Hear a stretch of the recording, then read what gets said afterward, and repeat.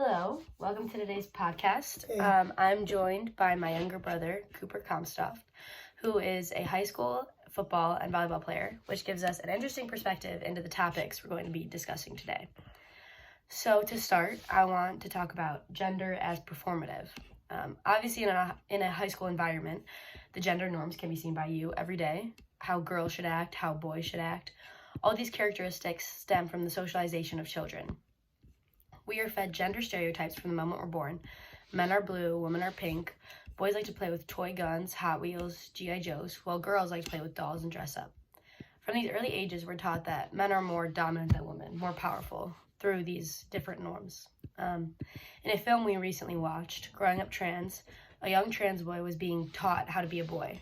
His friends felt they had to show him the ropes of manhood and how to act. Another young trans girl mentioned how buying a bra was an act and served her no real purpose, which brought me to the question of how much of what we do every day is an act of performing gender. So I want to hear from you and how you were taught through media and cultural norms to act as a man. So I think, growing up, playing sports was, the normal thing to do. Mm-hmm. So I think that, sort of imposed the more athletic approach to life that I think is put on, all men. Mm-hmm. Yeah, I think that's a great segue to our discussion of the idea of masculinity. So the definition of masculinity varies, but basically it's what you just said, characteristics and norms that men are socialized to follow. A lot of this unit, we focused on the outcomes of putting men and women into these boxes. As a society, we don't give men an outlet to express themselves. Men don't have a direction to go with their feelings because, as a society, we tell them it's wrong for them to have feelings. Men need an outlet just as much as any other member of society, which can protrude in different ways. Sunday night football, like you said, being a very common one. One that's much less common, mass shootings, but we'll get to that later. Focusing first on football and sports in general, in an article titled "In the Heart of Boys, Men Use Sports as an Outlet to, quote, get the intimacy they want while still maintaining their manliness."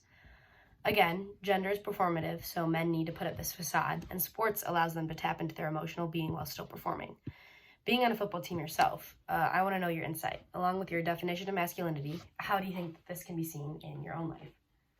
So I think, playing football being a big one, showing off how much, stronger you are than the other person, or proving yourself to your teammates that, you can win the game, essentially. Just sort of, is how, my whole life has been, just, proving to other people that I'm, physically more dominant than them. Yeah. Which that makes sense along with, everything that we've talked about with masculinity. So now I want to return to my earlier comment, masculinity is a cause of mass shootings. Now, masculinity isn't what directly influences men to partake in these horrific events, but it's the power and domination that's associated with masculinity. So in society, the reason why these gender standards are upheld is because men historically have held all the power. And when this power is threatened, men feel the desire to reinsert their domination. In a film we watched in class, Body Image in Mass Media, in Mumbai and other countries, there are skin whitening creams to make people look more white. And this goes back to the idea that Western looks and white people hold the most power in society, because people will literally try to change their skin color to look more white. Another term that's necessary to discuss is aggrieved entitlement. Aggrieved entitlement occurs when individuals who have power by way of their social location feel that this power is threatened. Obviously, the members of society with the most entitlement are white men, which relates back to why mass shootings occur. With everything we've talked about so far, from gender being performative to masculinity to power and aggrieved entitlement, men have no way to handle stressors. In an article titled "The Sociological Explanation for Why Men in America Turn to Gun Violence," it's determined that mass shootings happen because of the way men are socialized, along with their privilege, not any innate desire for violence. Specifically in America, boys are socialized to relieve their feelings through violence, hence Nerf guns, G.I. Joe, soldiers, etc. But growing up believing this is your only outlet can have detrimental effects. I wanted to hear from you, growing up in an environment with two older sisters and very liberal parents, but still obviously living in a very gendered world. What would you say some of your outlets are that you grew up using? So some of my outlets were obviously sports, using them to sort of get anger out at people or Yeah. stuff like that. I mean, and then other than that, it was like close friends that I had that I knew I could talk to about stuff if I wanted to. And like my family I could always go to, but sort of not everybody want to go to. But like we talked about, it's like these conversations that you're having about your feelings are more like one-on-one, not in like a big group of guys. No. Whereas sometimes I feel like girls feel more okay like talking in big groups with their friends. Yeah, just about... it's whenever I do it, it's mostly just me and one other guy. Okay, so now I want to turn the conversation from gender to sexuality, but with all the context that we've talked about so far. So I want to talk about heteronormativity and how we're socialized to believe this is the only or best sexuality in modern times. Society revolves around this idea of a man and a woman being the only pairing for relationships.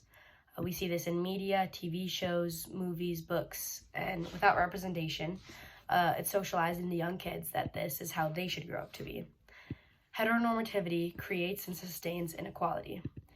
From the man to the woman, there are roles that both are expected to perform. Everything goes back to the power and domination white men need to uphold, which continues to extend through sexuality. So what I mean by that is like, in a relationship, the woman is like the one who stays at home, the man goes to work, and there are a lot of different ways that that is proved in media. But so the opposite of a heterosexual relationship is obviously a homosexual relationship. So the next term that I want to talk about is homophobia.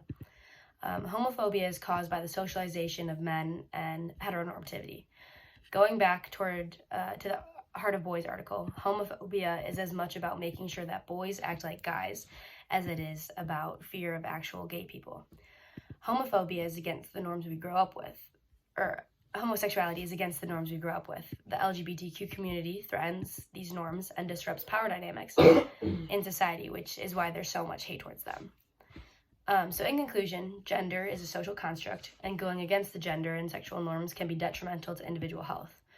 So after hearing all this, I wanted to hear from you. What are ways to combat these harmful effects of gender stereotypes? So I think, like, if we were to teach these things to kids at a younger age, would probably, like, get more of, like, people onto the right track of, like, deleting these stereotypes or these norms that we have created. But I think, yeah, like, starting them younger is probably better.